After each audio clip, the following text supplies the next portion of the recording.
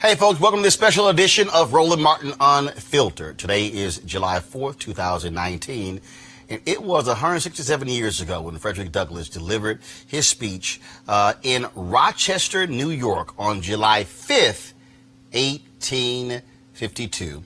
And the topic of this speech was, what to the slave is the 4th of July? It is considered one of the greatest speeches of all time, and what we have decided to do is to do a literal reading of the entire speech. Now, I called some friends of mine to help me with this, among them Sam Jackson, Laz Alonso, Reverend Frederick Douglass Haynes, Reverend William Barber, and many others. And so, over this couple of hours, you're actually going to hear all of us read this iconic speech from the great Frederick Douglass. All right, so let's go ahead and get things started. Mr. President, friends, and fellow citizens, he who could address this audience without a quailing sensation has stronger nerves than I have. I do not remember ever to have appeared as a speaker before any assembly more shrinkingly, nor with greater distrust of my ability than I do this day. A feeling has crept over me quite unfavorable to the exercise of my limited powers of speech. The task before me is one which requires much previous thought and study for its proper performance. I know that apologies of this sort are generally considered flat and unmeaning. I trust, however, that mine would not be so considered. Should I seem at ease, my appearance would much misrepresent me. The little experience I have had in addressing public meetings in country schoolhouses avails me nothing on the present occasion. The papers and placards say that I am to deliver a 4th of July oration. This certainly sounds large and out of the common way, for it is true that I have often had the privilege to speak in this beautiful hall and to address many who now honor me with their presence. But neither their familiar faces nor the perfect gauge I think I have of Corinthian Hall seems to free me from embarrassment. The fact is, ladies and gentlemen, the distance between this platform and the slave plantation from which I escaped is considerable, and the difficulties to be overcome in getting from the latter to the former are by no means slight. That I am here today is to me a matter of astonishment as well as of gratitude. You will not, therefore, be surprised if in what I have to say I evince no elaborate preparation nor grace my speech with any high-sounding exordium. With little experience and with less learning, I have been able to throw my thoughts hastily and imperfectly together, and trusting to your patient and generous indulgence, I will proceed to lay them before you. This, for the purpose of this celebration, is the 4th of July.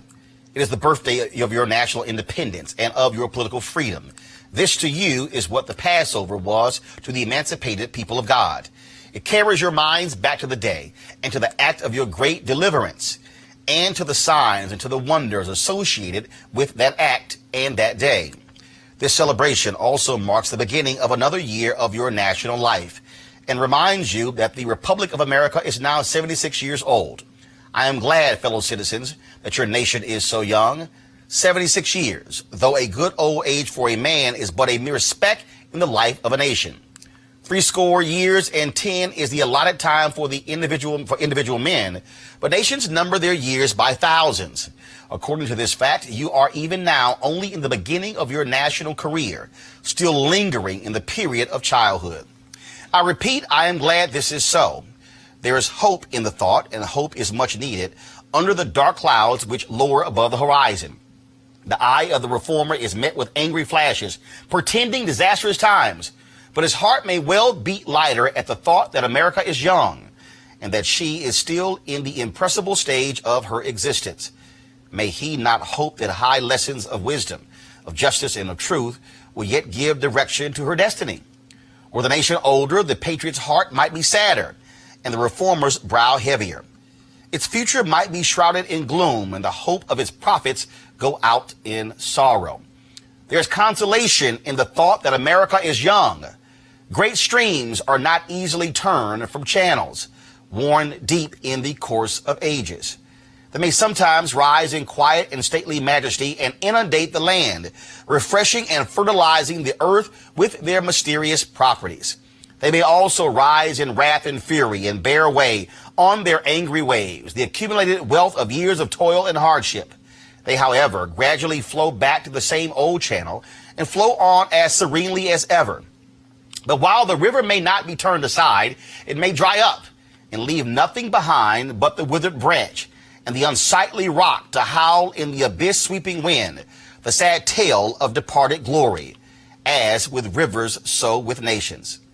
Fellow citizens, I shall not presume to dwell at length on the associations that cluster about this day. The simple story of it is that 76 years ago, the people of this country were British subjects. The style and title of your sovereign people, in which you now glory, was not then born. You were under the British crown. Your fathers esteemed the English government as the home government and England as the fatherland. This home government, you know, although a considerable distance from your home, did in the exercise of its parental prerogatives impose upon its colonial children such restraints, burdens, and limitations as, in its mature judgment, it deemed wise, right, and proper. But your fathers, who had not adopted the fashionable idea of this day, of the infallibility of government, and the absolute character of its acts, presumed to differ from the home government in respect to the wisdom and the justice of some of those burdens and restraints. they went so far in their excitement as to pronounce the measures of government unjust, unreasonable, and oppressive, and altogether such as ought not to be quietly submitted to. I scarcely need say, fellow citizens, that my opinion of those measures fully accords with that of your fathers.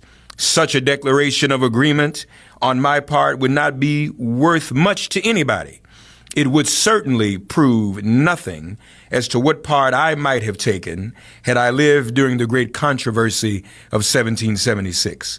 To say now that America was right and England wrong is exceedingly easy. Everybody can say it. The dastard, not less than a noble brave, can flippantly descant on the tyranny of England towards the American colonies. It is even fashionable to do so. But there was a time when to pronounce against England and in favor of the cause of the colonies tried men's souls. They who did so were accounted in their day plotters of mischief, agitators and rebels, dangerous men, to side with the right against the wrong, with the weak against the strong, and with the oppressed against the oppressor. Here lies the merit, and the one which, of all others, seems unfashionable in our day. The cause of liberty may be stabbed by the men who glory in the deeds of your fathers. But to proceed, feeling themselves harshly and unjustly treated by the home government, your fathers, like men of honesty and men of spirit, earnestly sought redress. They petitioned and remonstrated. They did so in a decorous, respectful, and loyal manner. Their conduct was wholly unexceptionable. This, however, did not answer the purpose. They saw themselves treated with sovereign indifference, coldness, and scorn. Yet they persevered. They were not the men to look back. As the sheet anchor takes a firmer hold when the ship is tossed by the storm, so did the cause of your fathers grow stronger as it breasted the chilling blasts of kingly displeasure. The greatest and best of British statesmen admitted its justice, and the loftiest eloquence of the British Senate came to its support. But with that blindness which seems to be the unwavering characteristic of tyrants, since Pharaoh and his hosts were drowned in the Red Sea, the British government persisted in the exactions complained of. The madness of this course, we believe, is admitted now even by England, but we fear the lesson is wholly lost on our present ruler. Oppression makes a wise man mad. Your fathers were wise men, and if they did not go mad, they became restive under this treatment. They felt themselves the victims of grievous wrongs, wholly incurable in their colonial capacity. With brave men, there is always a remedy for oppression. Just here, the idea of a total separation of the colonies from the crown was born. It was a startling idea, much more so than we at this distance of time regard it. The timid and the prudent, as has been intimated, of that day were, of course, shocked and alarmed by it. Such people lived then, had lived before, and will probably ever have a place on this planet. And their course in respect to any great change, no matter how great the good to be attained or the wrong to be redressed by it, may be calculated with as much precision as can be the course of the stars. They hate all changes, but silver, gold, and copper change of this sort of change they are always strongly in favor. These people were called Tories in the days of your fathers, and the appellation probably conveyed the same idea that is meant by a more modern, though a somewhat less euphonious term, which we often find in our papers applied to some of our old politicians. Their opposition to the then dangerous thought was earnest and powerful, but amid all their terror and affrighted vociferations against it, the alarming and revolutionary idea moved on, and the country with it. On the 2nd of July, 1776, the old Continental Congress, to the dismay of the lovers of ease and the worshippers of property, clothed that dreadful idea with all the authority of national sanction. They did so in the form of a resolution. And as we seldom hit upon resolutions drawn up in our day whose transparency is at all equal to this, it may refresh your minds and help my story if I read it. Resolved that these united colonies are, and of right ought to be, free and independent states, that they are absolved from all allegiance to the British Crown, and that all political connection between them and the state of Great Britain is, and ought to be, dissolved. Citizens, your fathers made good that resolution. They succeeded, and today you reap the fruits of their success. The freedom gained is yours, and you, therefore, may properly celebrate this anniversary. The 4th of July is the first great fact in your nation's history, the very ring bolt in the chain of your yet undeveloped destiny. Pride and patriotism, not less than gratitude, prompt you to celebrate and to hold it in perpetual remembrance. I have said that the Declaration of Independence is the ring bolt to the chair of your nation's destiny, so indeed I regard it. The principles contained in that instrument are saving principles. Stand by those principles. Be true to them on all occasions, in all places, against all foes, and at whatever cost. From the round top of your ship of state, dark and threatening clouds may be seen. Heavy billows, like mountains in the distance, disclose to the leeward huge forms of flinty rocks. That bolt drawn, that last chain broken, and all is lost.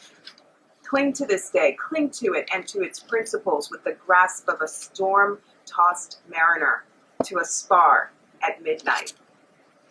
The coming into being a nation in any circumstances is an interesting event. But besides general considerations, there were peculiar circumstances which make the advent of this republic an event of special attractiveness. The whole scene, as I look back to it, was simple, dignified, and sublime. The population of the country at the time stood at the insignificant number of 3 million. The country was poor in the munitions of war. The population was weak and scattered, and the country a wilderness unsubdued. There were then no means of concert and combination such as exist now. Neither steam nor lightning had been then reduced to order and discipline. From the Potomac to the Delaware was a journey of many days. Under these and innumerable other disadvantages, your fathers declared for liberty and independence and triumphed. Fellow citizens, I am not wanting in respect for the fathers of this republic. The signers of the Declaration of Independence were brave men. They were great men, too, great enough to give fame to a great age. It does not often happen to a nation to raise at one time such a number of truly great men. The point from which I am compelled to view them is not certainly the most favorable. Yet I cannot contemplate their great deeds with less than admiration. They were statesmen, patriots, and heroes. And for the good they did and the principles they contended for, I will unite with you to honor their memory. They loved their country better than their own private interests. And though this is not the highest form of human excellence, all will concede that it is a rare virtue, and that when it is exhibited, it ought to command respect. He who will intelligently lay down his life for his country is a man whom it is not in human nature to despise. Your fathers staked their lives, their fortunes, and their sacred honor on the cause of their country. In their admiration of liberty, they lost sight of all other interest. They were peacemen, but they preferred revolution to peaceful submission to bondage. They were quiet men, but they did not shrink from agitating against oppression. They showed forbearance, but that they knew its limits. They believed in order, but not in the order of tyranny. With them, nothing was settled that was not right. With them, justice, liberty, and humanity were final, not slavery and oppression. You may well cherish the memory of such men. They were great in their day and generation. Their solid manhood stands out the more as we contrast it with these degenerate times. How circumspect, exact, and proportionate were all their movements. How unlike the politicians of an hour. Their statesmanship looked beyond the passing moment and stretched away in strength into the distant future. They seized upon eternal principles and set a glorious example in their defense. Mark them. Fully appreciating the hardship to be encountered, firmly believing in the right of their cause, honorably inviting the scrutiny of an onlooking world, reverently appealing to heaven to attest their sincerity, soundly comprehending the solemn responsibility they were about to assume, wisely measuring the terrible odds against them, your fathers, the fathers of this republic, did, most deliberately, under the inspiration of a glorious patriotism and with a sublime faith in the great principles of justice and freedom, lay deep the cornerstone of the national superstructure, which has risen and still rises in grandeur around you. Of this fundamental work, this day is the anniversary. Our eyes are met with demonstrations of joyous enthusiasm. Banners and pennants wave exultingly on the breeze. The din of business, too, is hushed. Even Mammon seems to have quitted his grasp on this day. The ear-piercing fife and the steering drum unite their accents with the ascending peal of 1,000 church bells. Prayers are made, hymns are sung, and sermons are preached in honor of this day. While the quick martial tramp of a great and multitudinous nation, echoed back by all the hills, valleys, and mountains of a vast continent, bespeak the occasion, one of thrilling and universal interest, a nation's jubilee. Friends and citizens, I need not enter further into the causes which led to this anniversary. Many of you understand them better than I do. You can instruct me in regard to them. That is a branch of knowledge in which you feel perhaps a much deeper interest than your speaker. The causes which led to the separation of the colonies from the British Crown have never lacked for a tongue. They have all been taught in your common schools, narrated at your firesides, unfolded from your pulpits, and thundered from your They have all been taught in your common schools, narrated at your firesides, unfolded from your pulpits, and thundered from your legislative halls, and are as familiar to you as household words. They form the staple of your national poetry and eloquence. I remember also that as a people, Americans are remarkably familiar with all facts which make it in their own favor. This is esteemed by some as a national trait, perhaps a national weakness. It is a fact that whatever makes for the wealth or for the reputation of Americans and can be had cheap will be found by Americans. I shall not be charged with slandering Americans. If I say I think the American side or any question may be safely left in American hands, I leave. Therefore, the great deeds of your fathers to other gentlemen who claim to have been regularly descended will be less likely to be disputed than mine. My business, if I have any here today, is with the present, the accepted time with God, and his cause is the ever-living now. Trust no future, however pleasant. Let the dead past bury its dead. Act in the living present, heart within, and God overhead. We have to do this with the past, only as we can make it useful to the present and to the future, to all inspiring motives, to noble deeds, which can be gained from the past. We are welcome, but now is their time, the important time. Your fathers have lived, died, and have done their work, and have done much of it well. You live and must die, and you must do your work. You have no right to enjoy a child's share in the labor of your fathers, unless your children are to be blessed by your labors. You have no right to wear out and waste the hard-earned fame of your fathers to cover your indolence. Sidney Smith tells us that men seldom eulogize the wisdom and virtue of their fathers, but to excuse some folly or wickedness of their own. The truth is not a doubtful one. There are illustrations of it near and remote, ancient and modern. It was fashionable hundreds of years ago for the children of Jacob to boast, "We have Abraham to our father," when they had long lost Abraham's faith and spirit. The people contented themselves under the shadow of Abraham's great name while they repudiated the deeds which made his name great. Need I remind you that a similar thing is being done all over this country today? Need I tell you that the Jews are not the only people who built the tombs of the prophets and garnished the sepulchres of the righteous? Washington could not die till he had broken the chains of his slaves. Yet his monument is built up by the price of human blood, and the traitors in the bodies and souls of men shout, "We have Washington to our father."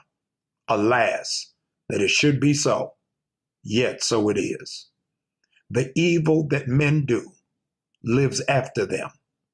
The good is oft interred with the evil that men do, lives after them.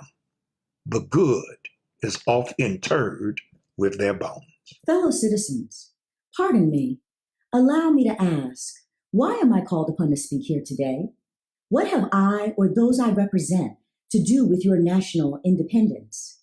Are the great principles of political freedom and of natural justice embodied in that Declaration of Independence extended to us? And am I, therefore, called upon to bring our humble offering to the national altar and to confess the benefits and express devout gratitude for the blessings resulting from your independence to us? Would to God, both for your sakes and ours, that an affirmative answer could be truthfully returned to these questions. Then would my task be light and my burden easy and delightful. For who is there so cold that a nation's sympathy could not warm him? Who so obdurate and dead to the claims of gratitude that would not thankfully acknowledge such priceless benefits? Who so stolid and selfish that would not give his voice to swell the hallelujahs of a nation's jubilee when the chains of servitude had been torn from his limbs? I am not that man. In a case like that, the dumb might eloquently speak and the lame man leap as an art. But such is not the state of the case. I say it with a sad sense of the disparity between us. I am not included within the pale of this glorious anniversary. Your high independence only reveals the immeasurable distance between us. The blessings in which you, this day, rejoice are not enjoyed in common. The rich inheritance of justice, liberty, prosperity, and independence bequeathed by your fathers is shared by you, not by me. The sunlight that brought life and healing to you has brought stripes and death to me. This 4th of July is yours, not mine. You may rejoice. I must mourn. To drag a man in fetters into the grand illuminated temple of liberty and call upon him to join you in joyous anthems were inhuman mockery and sacrilegious irony. Do you mean, citizens, to mock me by asking me to speak today? If so, there is a parallel to your conduct, and let me warn you that it is dangerous to copy the example of a nation whose crimes, lowering up to heaven, were thrown down by the breath of the Almighty, burying the nation in irrecoverable ruin.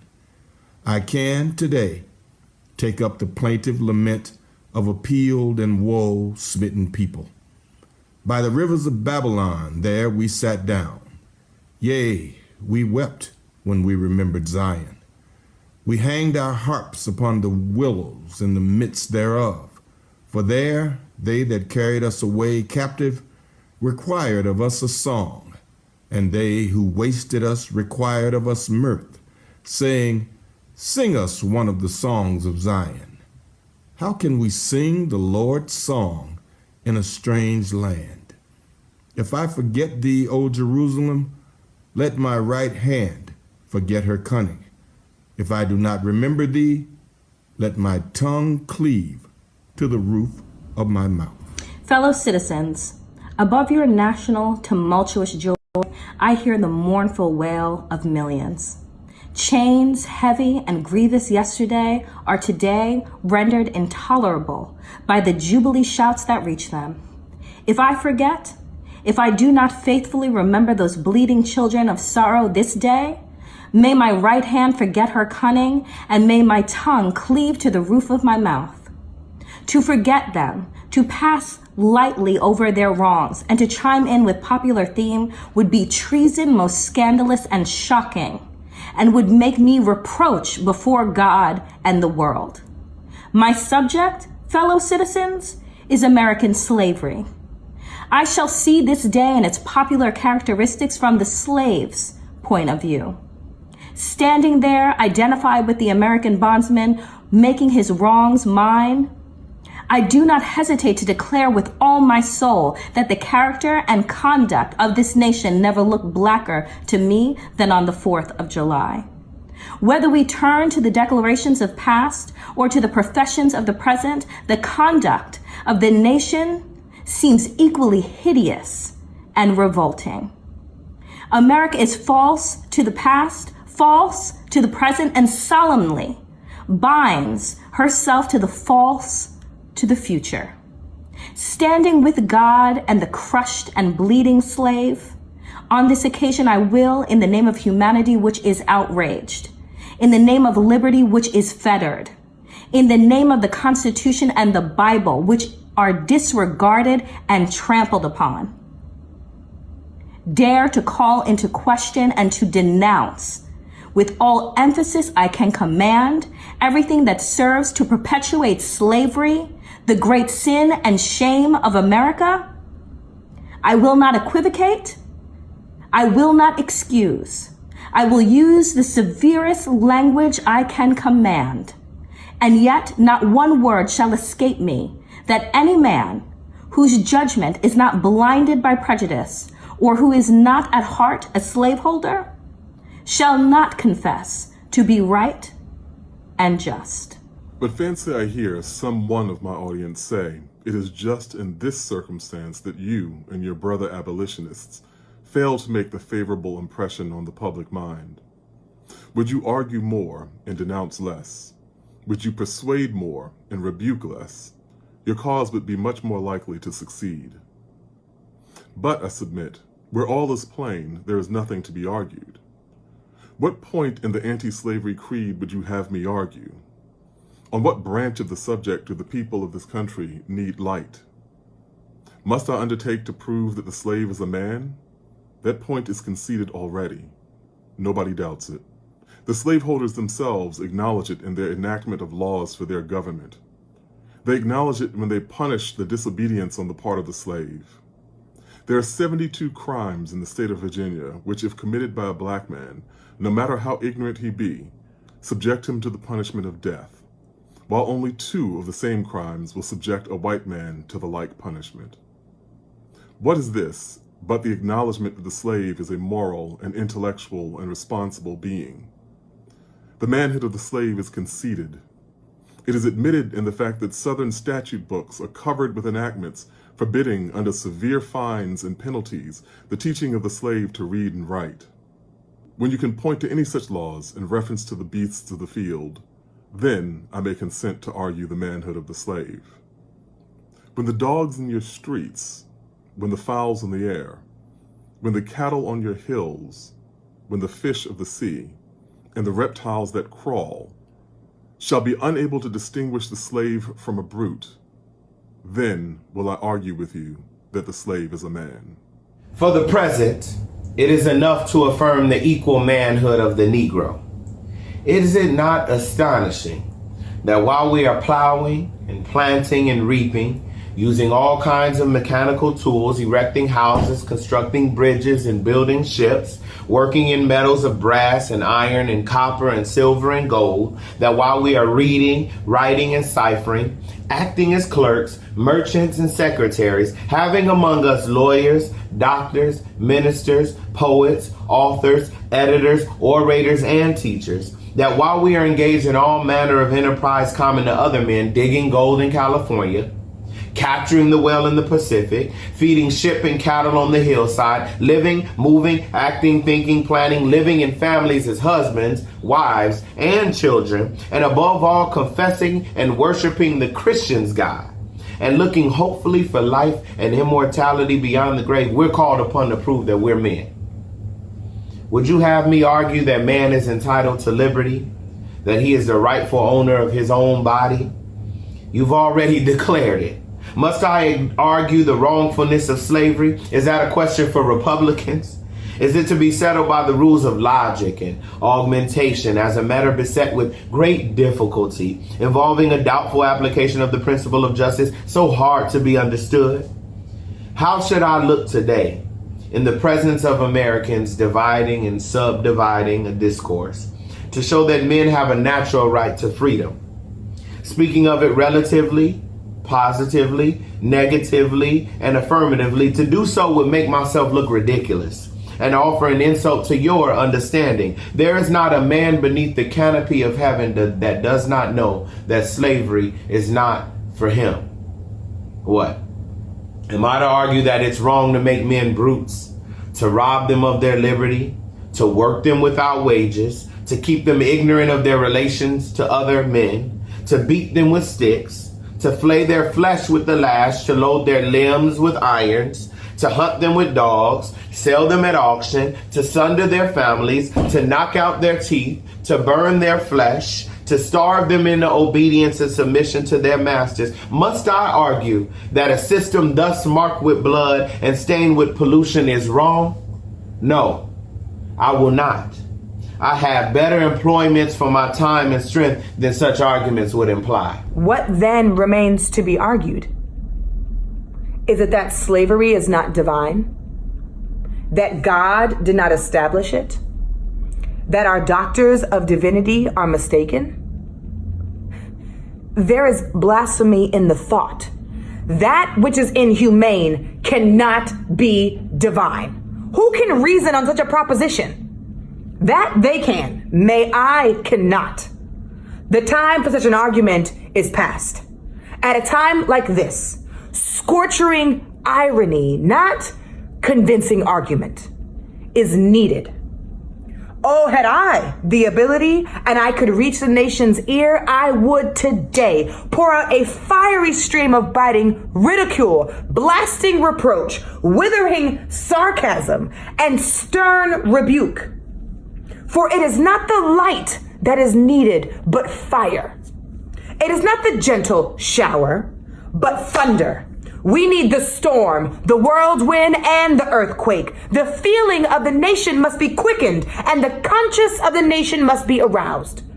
The propriety of the nation must be startled, and the hypocrisy of the nation must be exposed, and its crimes against God and human must be proclaimed and denounced. What to the American slave is your 4th of July? I answer, a day that reveals to him and her more than all the other days in the year a gross injustice and cruelty to which he and she is the constant victim. To him and her, your celebration is a sham. Your boasting liberty, an unholy license. Your national greatness, a swelling vanity.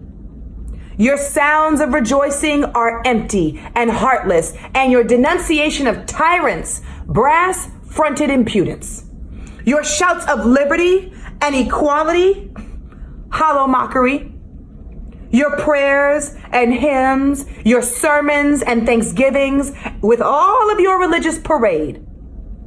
The solemnity are to him and her mere bombast, fraud, depiction, and hypocrisy. A thin veil to cover up the crimes which should disgrace a nation of savages. There is not a nation on this earth more guilty of practices more shocking and bloody than are the people of these United States at this very hour. Go where you may, search where you will. Roam through all the monarchies and despotisms of the old world. Travel through South America, search out every abuse, and when you have found the last, lay your facts by the side of everyday practices of this nation, and you will say with me that for revolting barbarity and shameless hypocrisy, America reigns without a rival. Take the American slave trade, which we are told by the papers is especially prosperous just now. Ex-Senator Benton tells us that the price of men has never been higher than now. He mentions the fact to show that slavery is in no danger. This trade is one of the peculiarities of American institutions. It is carried out in all the large towns and cities in one half of this Confederacy, and millions are pocketed every year by dealers in this horrid traffic. In several states, this trade is a chief source of wealth. It is called, in contradistinction to the foreign slave trade, the internal slave trade. It is probably called so, too, in order to divert from its horror with which the foreign slave trade is contemplated. That trade has long since been denounced by this government as piracy. It has been denounced with burning words from the high places of the nation as an execrable traffic. To arrest it, to put an end to it, this nation keeps a squadron at immense cost on the coast of Africa. Everywhere in this country, it is safe to speak of this foreign slave trade as a most inhuman traffic, opposed alike to the laws of God and of man. The duty to extirpate and destroy it is admitted even by our doctors of divinity. In order to put an end to it, some of these last have consented that their colored brethren, nominally free, should leave this country and establish themselves on the western coast of Africa. It is, however, a notable fact that while so much execration is poured out by Americans upon those engaged in the foreign slave trade, the men engaged in the slave trade between the states pass without condemnation, and their business is deemed honorable. Behold the practical operation of this internal slave trade, the American slave trade, sustained by American politics and American religion. Here you will see men and women reared like swine for the market. You know what is a swine drover? I will show you a man drover. They inhabit all of our southern states. They perambulate the country and crowd the highways of the nation with droves of human stock. You will see one of these human flesh jobbers armed with pistol, whip, and bowie knife, driving a company of 100 men, women, and children from the Potomac to the slave market at New Orleans. These wretched people are to be sold singly or in lots to suit purchasers. They are food for the cotton field and the deadly sugar mill. Mark the sad procession as it moves warily along, and the inhuman wretch who drives them. Hear his savage yells and his blood-chilling oaths as he hurries onto his affrighted captives. There, see the old man, with locks thinned and gray. Cast one glance, if you please, upon that young brother, whose shoulders are bare to the scorching sun, her briny tears falling on the brow of the babe in her arms. See, too, that girl of 13 weeping, yes, weeping, as she thinks of her mother from whom she's been torn. The drove moves tardily. Heat and sorrow have nearly consumed their strength. Suddenly you hear a quick snap, like the discharge of a rifle. The feathers clank, and the chain rattles simultaneously. Your ears are saluted with a scream that seems to have torn its way to the center of your soul. That crack you heard was the sound of a slave whip. The scream you heard was from the woman you saw with the babe. Her speed had faltered under the weight of her child and her chains. That gash on her shoulder tells her to move on. Follow the drove to New Orleans. Attend the auction. See men examined like horses. See the forms of women rudely and brutally exposed to the shocking gaze of American slave buyers. See this drove sold and separated forever. And never forget the deep, sad sobs that arose from that scattered multitude. Tell me, citizens, where, under the sun, you could witness a spectacle more fiendish and shocking. Yet, this is but a glance at the American slave trade as it exists at this moment in the ruling part of the United States. I was born amid such sights and scenes. To me, the American slave trade was a terrible reality. When a child, my soul was often pierced with its horrors. I lived in Phillip Street, Fells Point, Baltimore, and have watched from the wharfs the slave ships in the basin, anchored from the shore with their cargoes of human flesh, waiting for favorable winds to waft them down the Chesapeake. There was at that time a grand slave mart kept at the head of Pratt Street by Austin Woodfolk.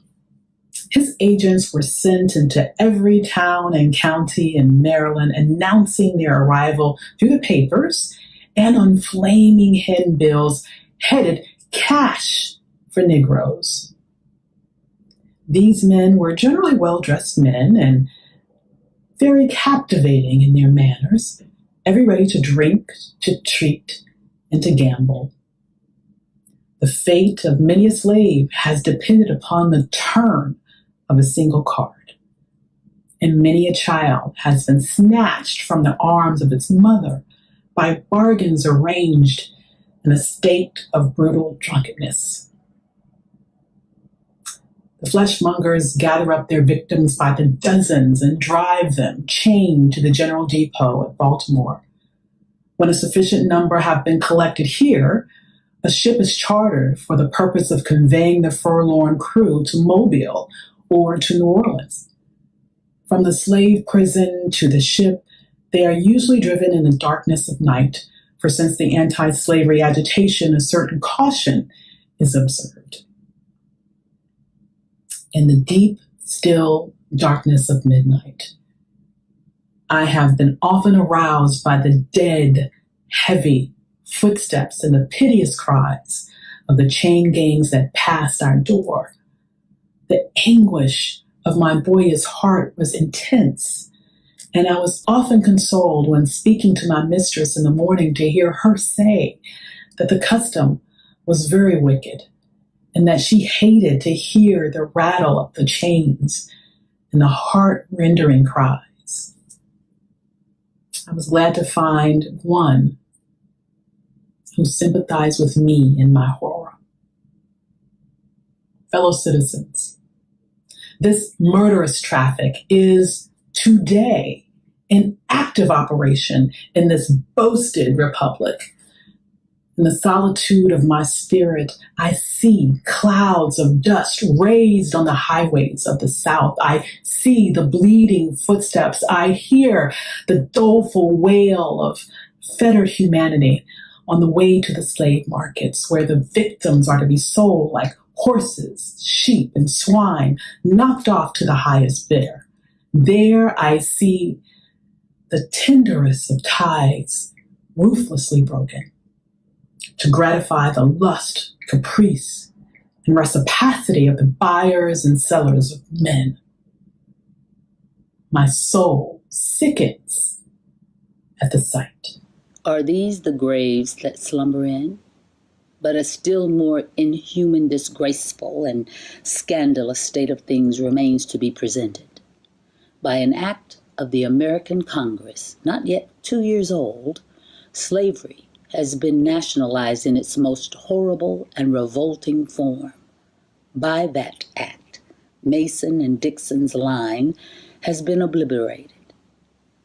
New York has become as Virginia, and the power to hold, hunt, and sell men and women and children as slaves remains no longer a mere state institution, but is now an institution of the whole United States. The power is coextensive with the Star-Spangled Banner and American Christianity. Where these go, may also go the merciless slave hunter. Where these are, man is not sacred. He is a bird for the sportsman's gun. By that most foul and fiendish of all human degrees, the liberty and person of every man are put in peril. Your broad Republican domain is hunting ground for men, not for thieves and robbers, enemies of society merely, but for men guilty of no crime. Your lawmakers have commanded all good citizens to engage in this hellish sport. Your president, your secretary of state, our lords, nobles, and ecclesiastics enforce as a duty you owe to your free and glorious country and to your God that you do this accursed thing. Not fewer than 40 Americans have within the past 2 years been hunted down and without a moment's warning hurried away in chains and consigned to slavery in excruciating torture. Some of these had wives and children dependent upon them for bread, but of this no account was made. The right of the hunter to his prey stands superior to the right of marriage and to all rights in this republic, the rights of God included. For black men, there are neither law, justice, humanity, nor religion. The fugitive slave law makes mercy to them a crime and bribes the judge who tries them. An American judge gets $10 for every victim he consigns to slavery and $5 when he fails to do so. The oath of any two villains is sufficient under this hell-bent enactment to send the most pious and exemplary black man into the remorseless jaws of slavery. His own testimony is nothing. He can bring no witnesses for himself. The minister of American justice is bound by the law to hear but one side, and that side is the side of the oppressor. Let this damning fact be perpetually told. Let it be thundered around the world that in tyrant-killing, king-hating, people-loving, democratic, Christian America, the seats of justice are filled with judges who hold their offices under an open and palpable bribe and are bound in deciding in the case of a man's liberty. Hear only his accusers.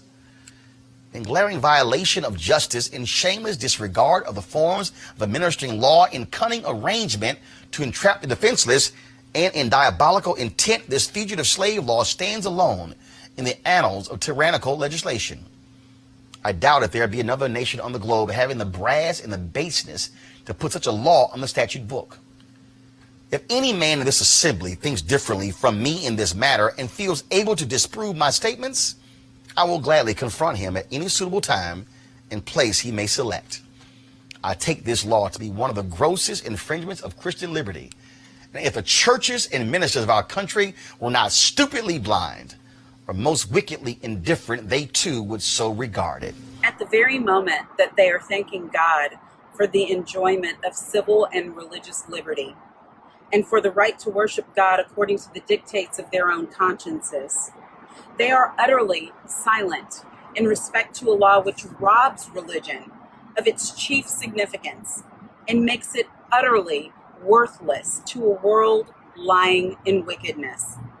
Did this law concern the mint, anise, and cumin, abridge the right to sing psalms, to partake of the sacrament, or to engage in any of the ceremonies of religion, it would be smitten by the thunder of 1,000 pulpits.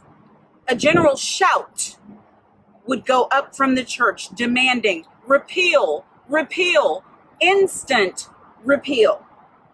And it would go hard with that politician who presumed to solicit the votes of the people without inscribing this motto on his banner. Further, if this demand were not complied with, another Scotland would be added to the history of religious liberty. And the stern old Covenanters would be thrown into the shade. A John Knox would be seen at every church door and heard from every pulpit. And Fillmore would have no more quarter than was shown by Knox to the beautiful but treacherous Queen Mary of Scotland.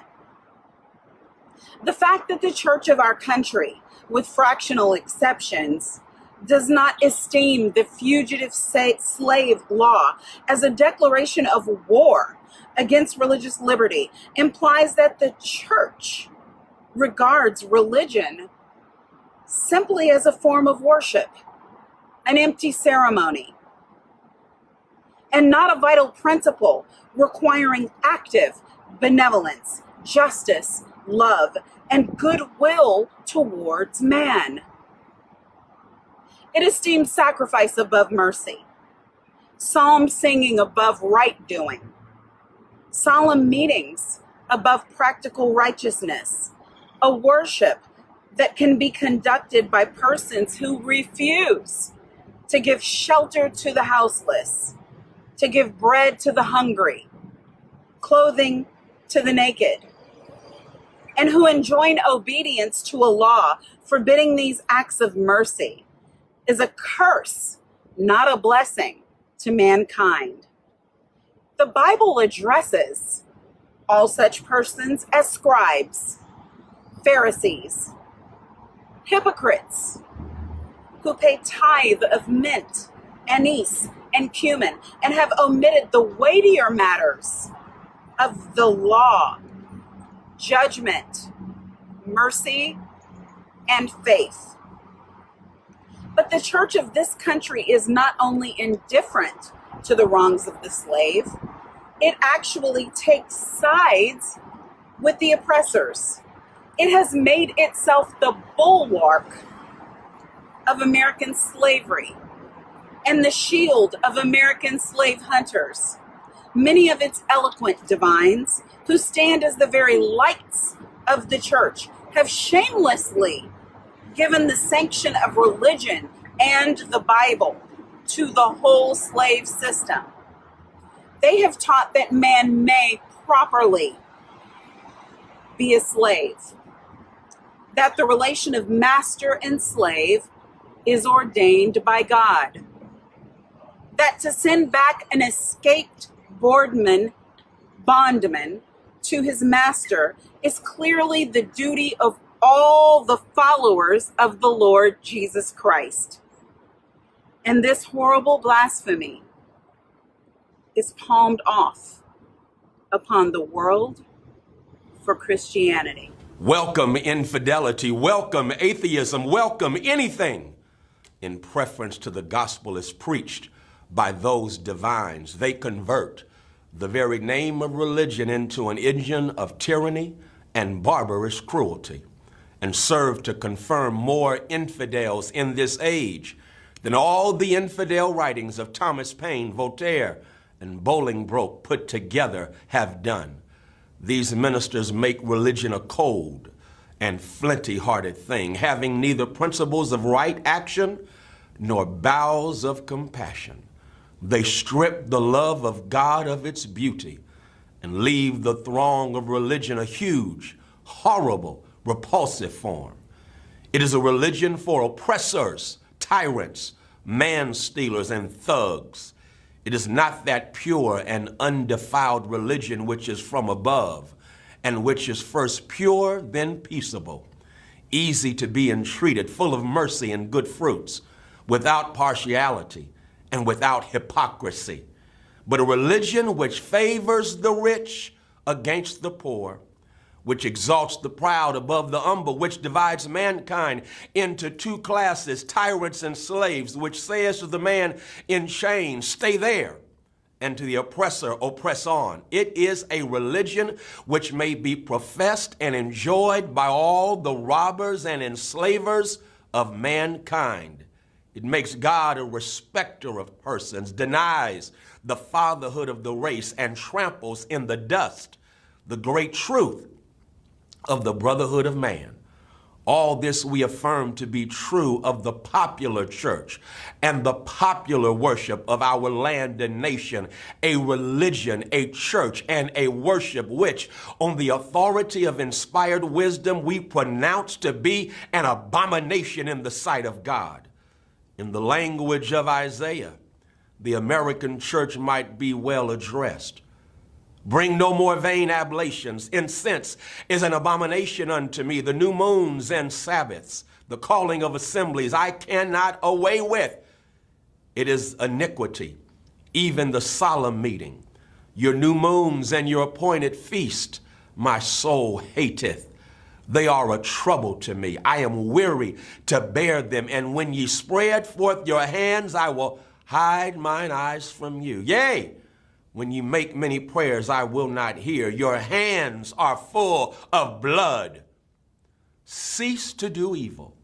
Learn to do well. Seek judgment. Relieve the oppressed. Judge for the fatherless. Plead for the widow. The American church is guilty when viewed in connection with what it is doing to uphold slavery. But it is superlatively guilty when viewed in connection with its ability to abolish slavery. The sin of which it is guilty is one of omission as well as commission. Albert Barnes but uttered what the common sense of every man at all observant of the actual state of the case will receive as truth when he declared that there is no power out of the church that could sustain slavery an hour if it were not sustained in it. Let the religious press, the pulpit, the Sunday school, the conference meeting, the great ecclesiastical missionary, Bible, and tract associations of the land array their immense powers against slavery and slaveholding, and the whole system of crime and blood would be scattered to the winds. And that they do not do this involves them in the most awful responsibility of which the mind can conceive. In prosecuting the anti-slavery enterprise, we have been asked to spare the church, to spare the ministry. But how, we ask, could such a thing be done?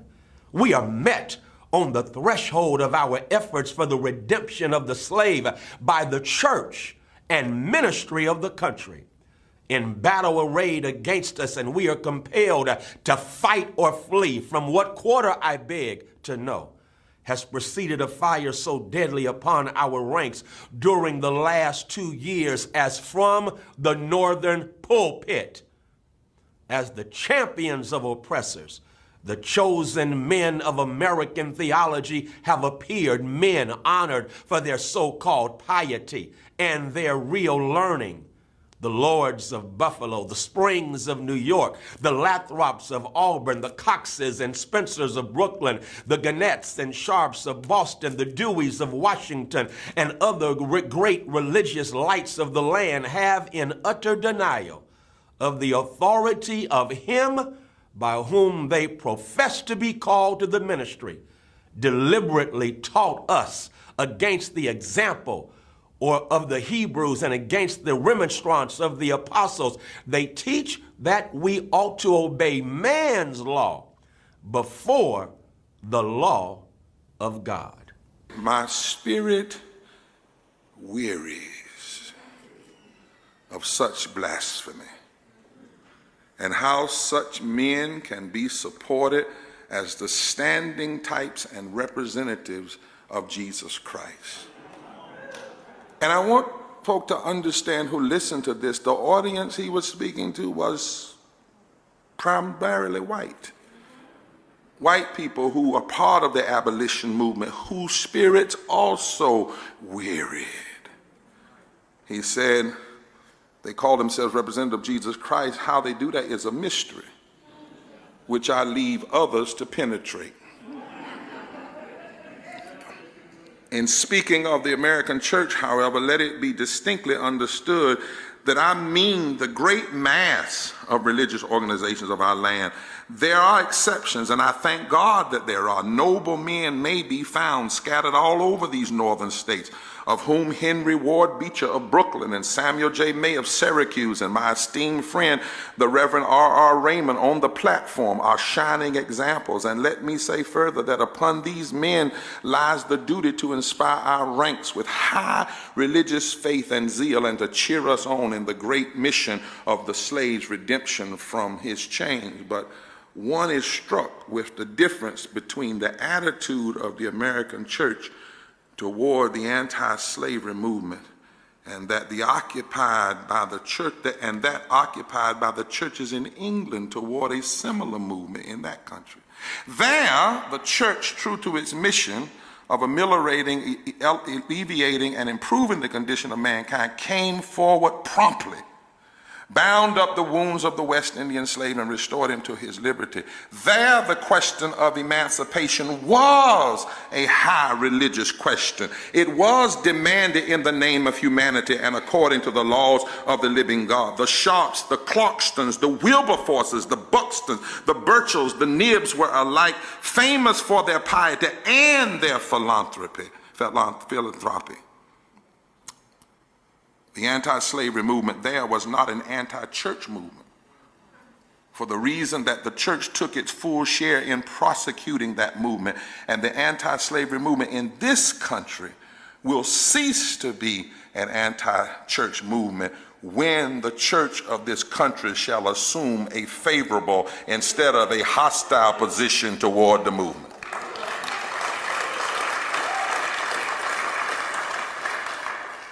Americans, he said, your Republican politics, not less than your Republican religion, are flagrantly inconsistent.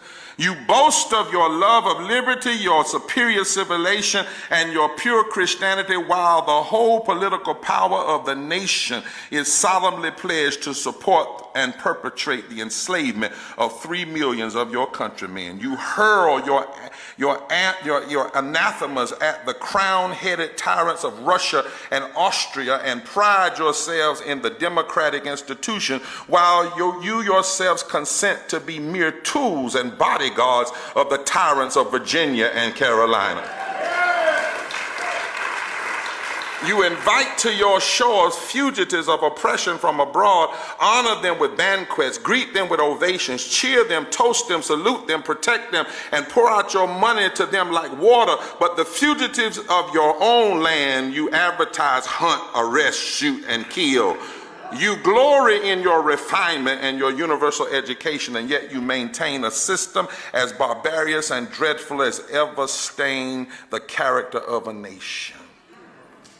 You shed tears over fallen hungry and make the sad stories of her wrong the theme of your poets and statesmen and orators till your gallant sons are ready to fly to arms to vindicate her cause against her oppressor. But in regard to the tens of thousands of wrongs of the American slave, you would enforce the strictest silence.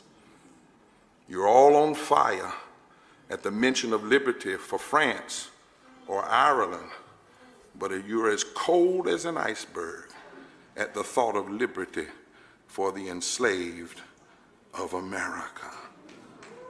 You declare before the world and are understood by the world to declare that you hold these truths to be self-evident, that all men are created equal and endowed by their Creator with certain inalienable rights, and that among these are life, liberty, and the pursuit of happiness. And yet you hold securely in a bondage which, according to your own Thomas Jefferson, is worse than the ages of that which your fathers rose in rebellion to oppose. A seventh part of the inhabitants of your country. Fellow citizens, I will not enlarge further on your national inconsistencies. The existence of slavery in this country brands your republicanism as a sham, your humanity as a base pretense, and your Christianity as a lie. It destroys your moral power abroad. It corrupts your politicians at home. It saps the foundation of religion. It makes your name a hissing and a byword to a mocking earth. It is the antagonistic force in your government, the only thing that seriously disturbs and endangers your union. It fetters your progress. It is the enemy of improvement, the deadly foe of education.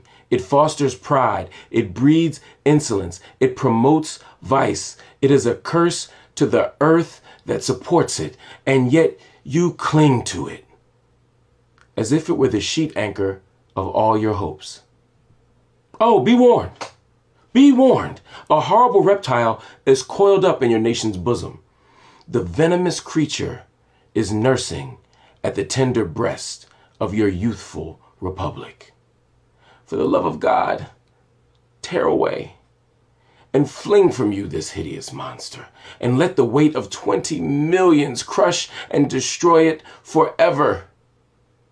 But it is answered in reply to all this, that precisely what I have now denounced is in fact guaranteed and sanctioned by the Constitution of the United States. That the right to hold and to hunt slaves is a part of that Constitution, framed by the illustrious fathers of this republic. Then, I dare to affirm, notwithstanding all I have said before, your fathers stooped, basely stooped to palter with us in a double sense, and keep the word of promise to the ear, but break it to the heart. And instead of being the honest men I have before declared them to be, they were the veriest impostors that ever practiced on mankind.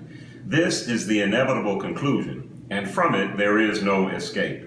But I differ from those who charge this baseness on the framers of the Constitution of the United States.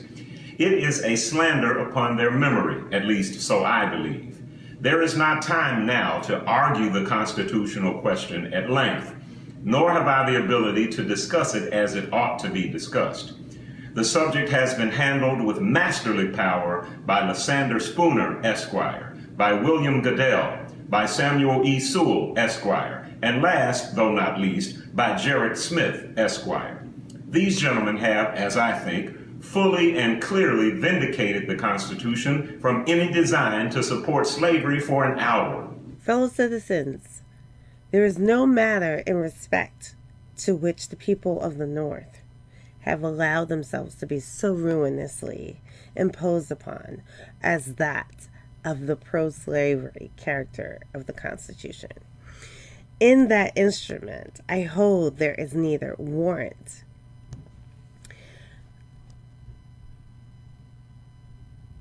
license nor sanction of the hateful thing, but interpreted as gateway, or is it in the temple? It is neither. While I do not intend to argue this question on the present occasion, let me ask, if it be not somewhat singular that, if the Constitution were intended to be, by its framers and adopters, a slaveholding instrument, why neither slavery, slaveholding, nor slave can it ought to be interpreted? The Constitution is a glorious liberty document. Read its preamble. Consider its purposes. Is slavery among them? We're asking. Is it at the anywhere be found in it? What would be thought of an instrument drawn up, legally drawn up, for the purpose of entitling the city of Rochester to a tract of land in which no mention of land was made? Now, there are certain rules of interpretation for the proper understanding of all legal instruments. These rules are well established. They are plain, common sense rules such as you and I and all of us can understand and apply without having passed years in the study of law. I scout the idea that the question of the constitutionality or unconstitutionality of slavery is not a question for the people. I hold that every American citizen has the right to form an opinion of the Constitution and to propagate that opinion, and to use all honorable means to make his opinion the prevailing one. Without this right, the liberty of an American citizen would be as insecure as that of a Frenchman. Ex-Vice President Dallas tells us that the Constitution is an object to which no American mind can be too attentive and no American heart too devoted. He further says the Constitution, in its words, is plain and intelligible, and is meant for the homebred, unsophisticated understandings of our fellow citizens. Senator Bryant tells us that the Constitution is the fundamental law that which controls all others, the charter of our liberties, which every citizen has a personal interest in understanding thoroughly. The testimony of Senator Bree, Louis Caz, and many others that might be named, who are everywhere esteemed as sound lawyers, so regard the Constitution. I take it, therefore, that it is not presumption in a private citizen to form an opinion of that instrument. Now, take the Constitution according to its plain reading, and I defy the presentation of a single pro-slavery clause in it. On the other hand, it will be found to contain principles and purposes entirely hostile to the existence of slavery. I have detained my audience entirely too long already. At some future period, I will gladly avail myself of an opportunity to give this subject a full and fair discussion. Allow me to say in conclusion, notwithstanding the dark picture I have this day presented of the state of the nation, I do not despair of this country. There are forces in operation which must inevitably work the downfall of slavery. The arm of the Lord is not shortened, and the doom of slavery is certain. I, therefore, leave off where I began with hope, while drawing encouragement from the Declaration of Independence, the great principles it contains, and the genius of American institutions. My spirit is also cheered by the obvious tendencies of the age. Nations do not now stand in the same relation to each other as they did ages ago. No nation can now shut itself up from the surrounding world and trot round in the same old path of its fathers without interference. The time was when such could be done. Long-established customs of hurtful character could formally fence themselves in and do their evil work with social impunity. Knowledge was then confined and enjoyed by the privileged few, and the multitude walked on in mental darkness. But a change has now come over the affairs of mankind. Walled cities and empires have become unfashionable. The arm of commerce has borne away the gates of the strong city. Intelligence is penetrating the darkest corners of the globe. It makes its pathway over and under the sea as well as on the earth. Wind, steam, and lightning are its chartered agents. Oceans no longer divide but link nations together. From Boston to London is now a holiday excursion. Space is comparatively annihilated. Thoughts expressed on one side of the Atlantic are distinctly heard on the other. The far-off and almost fabulous Pacific rose in grandeur at our feet. The celestial empire, the mystery of ages, is being solved. The fiat of the Almighty, let there be light, has not yet spent its force. No abuse, no outrage, whether in taste, sport, or avarice, can now hide itself from the all-pervading light. The iron shoe and crippled foot of China must be seen in contrast with nature. Africa must rise and put on her yet unwoven garment. Ethiopia shall stretch out her hand unto God. In the fervent aspirations of William Lord Garrison, I say, and let every heart join in saying it, God speed the year of Jubilee, the wide world o'er, when from their galling chains set free. The oppressed shall vilely bend the knee and wear the yoke of tyranny like brutes no more. That year will come and freedom's reign to man his plundered fights again restore. God speed the day when human blood shall cease to flow. In every clime be understood the claims of human brotherhood, and each return for evil good, not blow for blow. That day will come, all feuds to end, and change into a faithful friend each foe. God speed the hour, the glorious hour, when none on earth shall exercise a lordly power, nor in a tyrant's presence cower, but to all manhood's stature tower by equal birth. That hour will come to each to all, and from his prison house the thrall go forth. Until that year, day, hour arrive, with head and heart and hand I'll strive to break the rod and rend the gyve, the spoiler of his prey deprived. So witness heaven, and never from my chosen post, whate'er the peril or the cost, be driven. That, folks, was the speech Frederick Douglass delivered in Rochester, New York on July 5th, 1852, talking about what does the 4th of July mean to the slave. We wanted you to hear all of that because it puts in the proper context not only the state of America in 1852, but the state of America in 2019.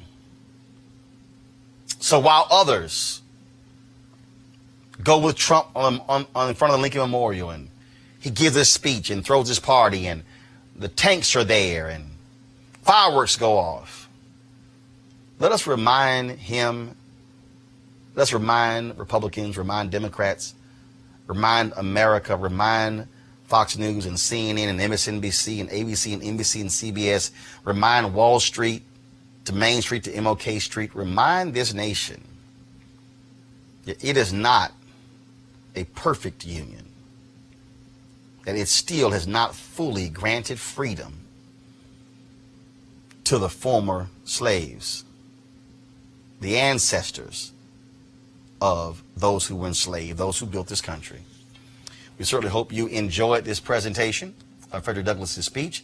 Be sure to support Roland Martin Unfiltered by going to RolandMartinUnfiltered.com and support our Bring the Funk fan club. Every dollar you give goes to support this show to make this happen. Nobody else would do something like this on this day. And that's why having this show, black owned, black controlled, controlling our narrative, is so important. I'm Roland Martin. Have a great day. Holla!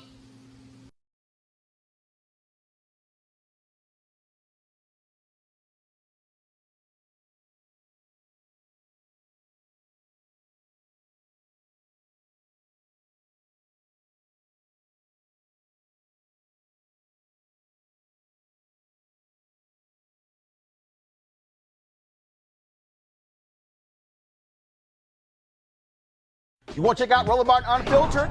YouTube.com/Roland S. Martin. And subscribe to our YouTube channel. There's only one daily digital show out here that keeps it black and keep it real. It's Roland Martin Unfiltered. See that name right there? Roland Martin Unfiltered. Like, share, and subscribe to our YouTube channel. That's YouTube.com/Roland S. Martin. And don't forget to turn on your notifications so when we go live, you'll know it. You want to support Roland Martin Unfiltered? Be sure to join our Bring the Funk fan club. Every dollar that you give to us supports our daily digital show. There's only one daily digital show out here that keeps it black and keep it real. It's Roland Martin Unfiltered. Support the Roland Martin Unfiltered daily digital show by going to RolandMartinUnfiltered.com. Our goal is to get 20,000 of our fans contributing $50 each for the whole year. You can make this possible. RolandMartinUnfiltered.com. Hey everybody, this is Sherry Shepherd. You're watching Roland Martin Unfiltered, and while he's doing Unfiltered, I'm practicing the wobble. Yes, I am. Because Roland Martin's the one, he will do it backwards, he will do it on the side. He messes everybody up when he gets into the wobble, because he doesn't know how to do it, so he does it backwards. And it messes me up every single time. So, I'm working on it. I got it. You got Roland Martin. Hi, my name is LaToya Luckett, and you're watching Roland Martin Unfiltered. What's going on, everybody? It's your boy Mac Wiles, and you are watching Roland Martin Unfiltered. What's up, y'all? It's Ryan Destiny, and you're watching Roland Martin Unfiltered. What up, Lana Well, and you are watching Roland Martin Unfiltered.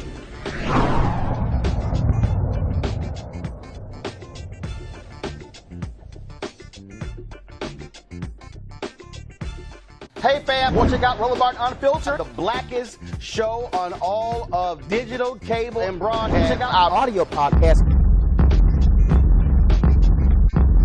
There's only one daily digital show out here that keeps it black and keep it real. It's Roland Martin Unfiltered. Press play.